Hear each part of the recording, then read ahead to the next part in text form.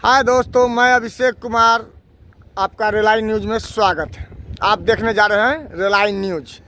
आज मैं एक ऐसे महानुभाव से मिलाने जा रहा हूं जो मोदी जी के परम भक्त 34-35 साल इन्होंने मोदी जी को टच टू टच दिया है, और मोदी जी को देने के बाद आज का दिन जो है सो ये प्रशांत महासागर जन सुराज का जो सत्याग्रह आश्रम है उसमें भटकते हुए इनको मैंने पकड़ लिया।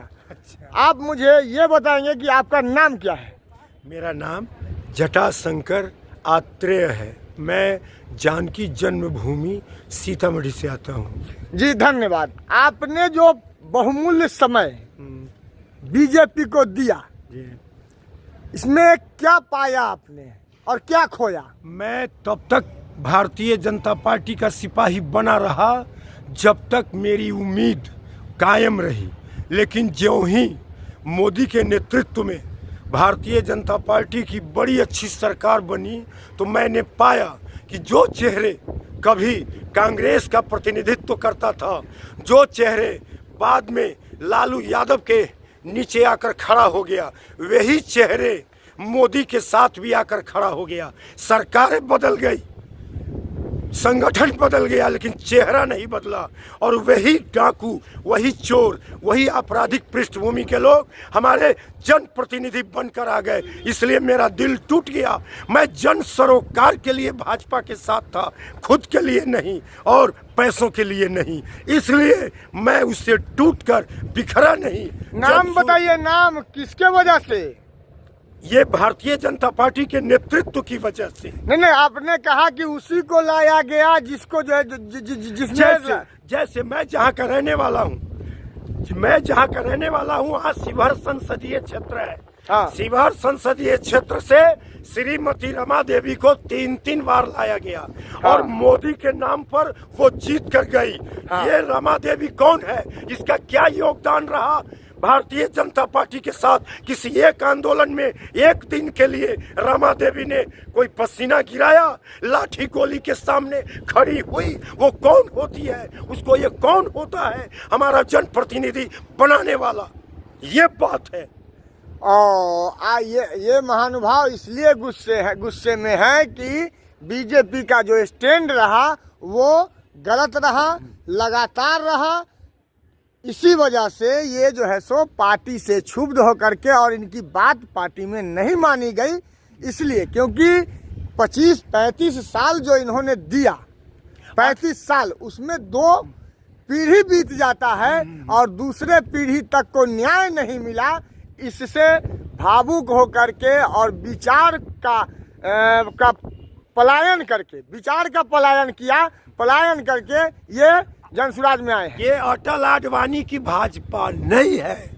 अटल आडवाणी यानी कि एकात्म मानववाद पंडित दीनदयाल उपाध्याय की भाजपा नहीं है। ये भाजपा आज सत्ता के लिए इतनी गिर चुकी है जितना कोई सोच नहीं सकता। मेरे भाई, मेरे भारत के लोगों, मैं आपको बताना चाहता हूं कि ये भारतीय जनता पार्टी के लोग अपने विचारधारा के बिल्कुल उलट, 100% बिल्कुल उल्टी सोच रखने वालों के साथ ये गठजोड़ कर लेते हैं सत्ता भोगने के लिए। ये इतने गिर चुके हैं जिसके लिए मेरे पास शब्द नहीं है। जैसे कि कहाँ इन्होंने गठजोड़ जो किया, यहाँ तो दिख रहा है। आप बिहार में देखिए ना, मैं दूर कहाँ जाऊँ, केवल बिहार में देख लीजिए।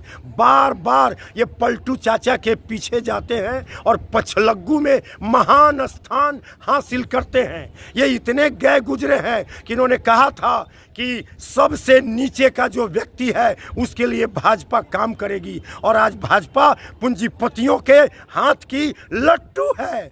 आज ये गरीबों का आंसू नहीं पोंछती है, ये बड़ी बड़ी गाड़ियों में चलती है। आज भाजपा के पास कार्यकर्ता नहीं है, आज भाजपा में सारे लोग नेता हैं, ठेकेदार हैं। फिर भी बीजेपी जो है सो आज 80 सीट लेकर के बैठी है। कोई बात नहीं, कौन जानता था कि अपने को इतना मजबूत कहने वाली कांग्रेस 70 सालों में इतनी गिर गई कि आज वो कहीं भी शून्य से आगे बढ़ नहीं रही है। नीति नैतिकता का पतन कोई करेगा तो वो गिरेगा। देखिए, इसमें कोई दो मत नहीं कि नरेंद्र मोदी राष्ट्रीय स्वयंसेवक संघ का एक सदस्य आज विश्व में भारत का परचम लहरा रहा है। इसका क्या मतलब? इसका क्या मतलब कि उनके नाम पर आपराधिक पृष्ठभूमि के लोगों को, चोरों को, डाकुओं को, चरित्रहीनों को, एक से एक बढ़कर अपराधियों को मैं बार बार जिताता रहूं? क्यों भाई? आपको सारे अच्छे कार्यों का जस नरेंद्र भैया, आपको पूरा समाज, पूरा देश दे रहा है, तो आपके नाम पर ये चोरों की बारात जो संसद में पहुंचती है, उसके लिए शिकायत किसी होगी और उसके लिए खामियाजा कौन भुगतेगा? हमें जवाब चाहिए। खामियाजा भुगतने की बात छोड़िए, मोदी जी की पार्टी बीजेपी ने नीतीश कुमार को समर्थन दिया और इस बिहाफ में दिया। उसका फोटो वीडियो आपको यहाँ सामने लगा हुआ है, देख लीजिए। सामने जो है सो जीविका दीदी, आशा, उसके बाद जो है सो जितने भी महिलाएं हैं, महिलाओं को शिक्षा से लेकर के रोजगार तक देने का काम नीतीश कुमार ने किया है। इसके वजह से सब कुछ क्या दोगे? शिक्षा को तुमने खत्म कर दिया। कई पीढ़ियों तक भारत का बच्चा, बिहार का बच्चा किसी भी प्रतियोगिता में अच्छा स्थान नहीं लाएगा। तुम ऐसे गलत तरीकों से लोगों को मुफ्तखोरी सिखला रहे हो कि आज हमारे बिहार के लोग काम करके खाने से भाग रहे हैं। आज हम मेहनत करने वाले लोगों का ये बिहार आज मुफ्तखोरों का बिहार। 5 किलो अनाज में जो है सो मुफ्तखोरी हो गया। और क्या, ये प्रवृत्ति बहुत खतरनाक है। आप बहुत अच्छे हो, हमको काम करा के रुपए दो ना। हम क्या लूले हैं? ठीक है, चलिए वो सब बात तो हुआ। आप प्रशांत महासागर में क्या कर रहे हैं? मैं बताना चाहता हूं कि मैं तो 62 साल की उम्र में इन चीजों से अलग हटकर अब मृत्यु की ओर ध्यान लगा रहा था कि इसी बीच प्रशांत किशोर भितिहरवा से चल पड़े और मैं जा करके मोतिहारी में इनसे मिला था। वो 2022 का नवंबर का कोई दिन था और मैंने पाया कि जो काम अपने रीगा विधानसभा क्षेत्र के लिए मेरी योजना में है, वो प्रशांत जी पूरे 243 विधानसभा क्षेत्रों के लिए करने निकल पड़े हैं। तो मैं प्रशांत किशोर के इस महासमुद्र में अपने को एक बूंद की तरह उसमें विलीन कर दिया। आज मैं अपने को एक आहुति की तरह प्रशांत किशोर के पास आकर समर्पित हो गया हूं कि बिहार के हवन कुंड में, बिहार की प्रगति में अगर जरूरत है तो मुझको एक आहुति की तरह स्वाहा कर दो। आखिर क्यों? क्योंकि मैं चाहता हूं कि हमारा बिहार पुराना गौरव हासिल कर ले। ये बिहार है, ये बिहार की मिट्टी है जो भारत को विश्व गुरु बनाया था। ये वही बिहार है, चाणक्य की धरती है जो नंदों का नाश किया था और भारत में लोकतंत्र का स्वर्णिम काल लाया था। ये वही बिहार है जहां लिच्छवी में गणतंत्र की पहला सूरज उगा था। ये वैसा बिहार नहीं, ये आर्यभट्ट का बिहार है, वाराह मिहिर का बिहार है, ये भारती का बिहार है, ये मंडन मिश्र का बिहार है, ये बुद्ध का बिहार है, महावीर का बिहार है। आज ये बिहार गरीबों का हो गया, अनपढ़ों का हो गया, गंवारों का हो गया, चोरों का हो गया। ये मैं कैसे सहन कर सकता हूँ? मैं बिहार को इसके पुराने गौरव की ओर लौटाने के लिए प्रशांत किशोर के साथ हूँ। मिट जाने आया हूँ, कुछ पाने नहीं आया हूँ, देने आया हूँ।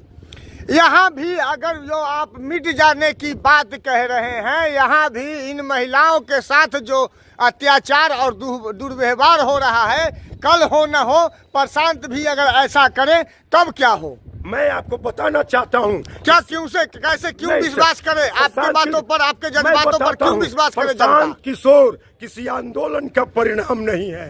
प्रशांत किशोर यहाँ के दुखों को देखकर और अपनी क्षमता और अपनी संपदा को न्यौछावर करने के लिए आए हैं। क्योंकि आपको पता होना चाहिए, आप आंदोलन करके किसी को सत्ता से च्युत कर सकते हैं, मगर अच्छी व्यवस्था देने के लिए आपके पास कोई अनुभव, कोई इतिहास, कोई ज्ञान नहीं होता है। हमारे प्रशांत किशोर आंदोलन से नहीं आए हैं। अगर ये सत्ता को हटाने में कामयाब होंगे तो इनके पास एक योजना है कि कैसे बिहार को सुंदर बिहार, सुंदर राज की ओर हम ले जा सकते हैं। हमारे पास उसकी योजना है। ठीक है, धन्यवाद। आप देख रहे थे रिलाई न्यूज और आप अभिषेक कुमार के साथ थे। आप इसमें देख करके बताइए कि ये जो चाचा हैं ये सही बोले हैं गलत बोले हैं, हमारे कमेंट में ज़रूर लिखिएगा। धन्यवाद। बहुत बहुत